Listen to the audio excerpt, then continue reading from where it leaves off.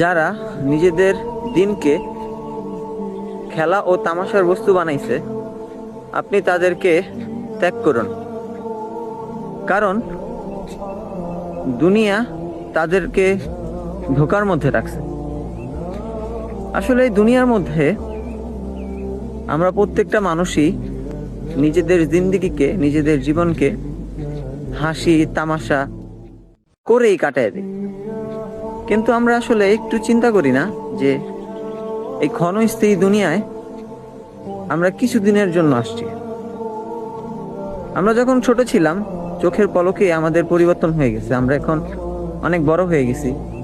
হয়তোবা একটা সময় আসছে আমাদের জীবনে, একটা সময় ছোট ছিলাম, এখন আবার বড় হয়ে গেছি।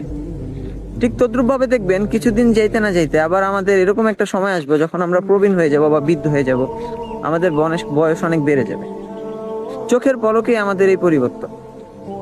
কিন্তু আমরা যখন মৃত্যুবরণ করব, তখন আমাদের ওই জীবনের কি কোনো পরিবর্তন আছে? সেই জীবন কবর থেকে শুরু হবে, একেবারে অনন্তকাল ব্যাপী।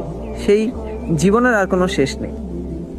যদি আমরা আমাদের এই ক্ষণস্থায়ী জিন্দেগির মধ্যে আমাদের ঈমান আমল ঠিক না করে, আল্লাহকে সন্তুষ্ট না করে যদি আমরা আমাদের চিরস্থায়ী জীবনে যাই, তাহলে আমাদের জীবনে কত দুঃখ, কত অশান্তি।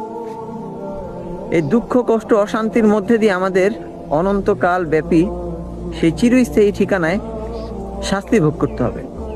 কিন্তু আমরা এই জিনিসটা নিয়ে একটু অনুতপ্ত হই না, আমাদের মধ্যে একটু ভয় কাজ করে না যে আমরা আমাদের এই দুনিয়াটাকে, এই দুনিয়ার জিন্দিগিটাকে একেবারে তামাশার মতো, খেল তামাশার মতো জিন্দিগি কাটাইতেছি। আল্লাহ তাআলা আমাদেরকে আমাদের চিরস্থায়ী জিন্দিগিকে ঠিক করার মতো তৌফিক দান করুক, এবং বেশি থেকে বেশি নেক আমল করার এবং নেককার বান্দাদের সাথে চলার তৌফিক দান করুক। আমিন।